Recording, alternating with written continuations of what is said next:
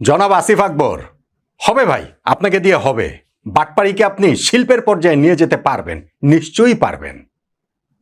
এই বিশ্বাসটা আমার আগে থেকেই ছিল, কিন্তু এখন সেই বিশ্বাসটা ভীষণ রকমের পাকাপোক্ত আপনার ওই ইন্টারভিউটা দেখার পরে, যেইখানটাতে আপনি বলছেন আমাদের ক্রিকেটে মাশরাফিকেও লাগবে, তামিমকেও লাগবে। ভাই, আপনি গত 1-2 মাসে এদেরকে নিয়ে বলেন নাই এমন কোনো কথা নাই। যেই কথাটা আমি চূড়ান্ত সম্মান রেখেই বলছি যে একজন রিকশাওয়ালাও যেই কথাটা বলার কথা না, সেই সব কথাও আপনি আসলে বলেছেন। আর এখন হাওয়া বদলের সঙ্গে সঙ্গে আপনি পল্টি দিয়ে বলছেন যে মাশরাফিকে, তামিমকে লাগবে বাংলাদেশ ক্রিকেটের। হবে ভাই, আপনাকে দিয়ে হবে।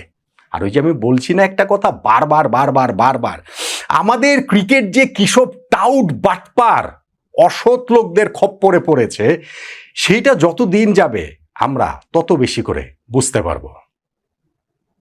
এই আসিফ আকবর, আমি লাস্ট যে ইন্টারভিউটা দিয়েছি সেখানটা দিয়ে শুরু করি।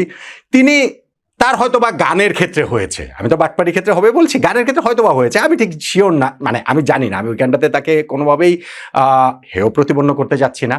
তিনি গায়ক হিসেবে সম্ভবত জনপ্রিয়, যদিও তিনি যেই জাতীয় গান গান সেইটা আসলে আমি আসলে শুনি নাই, আমাদের শোনার মতো না। ফলে ঠিক আছে, তারপর একটা বিরাট জনগোষ্ঠী তো তাকে, তার গানকে পছন্দ করে, ওই জায়গাটাতে তার হয়েছে। সেইখানটাতেও কি এই বাটপাড়ি উট্টারি কত কিছু করেছেন নাকি সেগুলো তো আর জানি না। কিন্তু ক্রিকেটে আসিফ আকবর আসলে কে কে সে আসলে?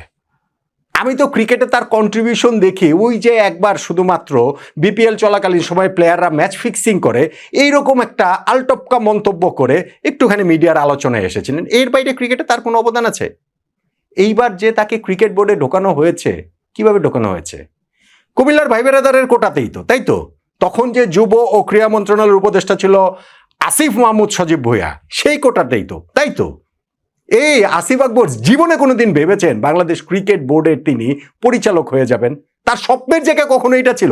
ভাই, এখন যত এইসব চাপাবাজি করেন না কেন যে না আমি ক্রিকেট খেলেছি, আমি এই জায়গায় ক্রিকেট খেলেছি, আমার এই ক্লাব আছে, আমার এই সংগঠন আছে, বাংলাদেশ ক্রিকেট বোর্ডের ডিরেক্টর, কামন ম্যান।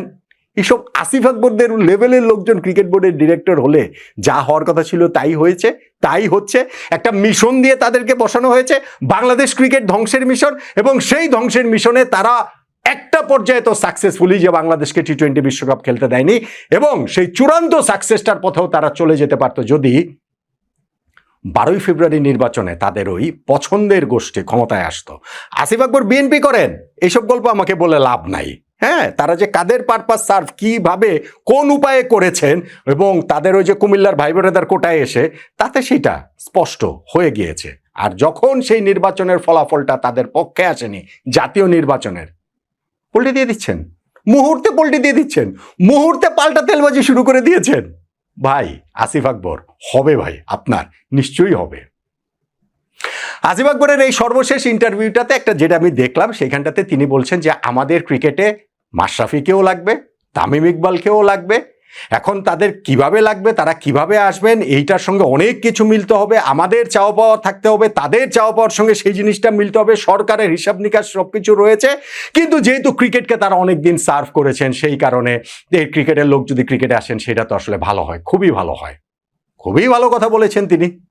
কিন্তু সেই ভালো কথা বলা ভালো মানুষটি জনাব আসিফ আকবর গত এই 4 মাস কোথায় ছিলেন রে ভাই? তখন বিভিন্ন ইন্টারভিউতে এই মাশরাফি, তামিমকে নিয়ে তিনি কি বলেছেন রে ভাই?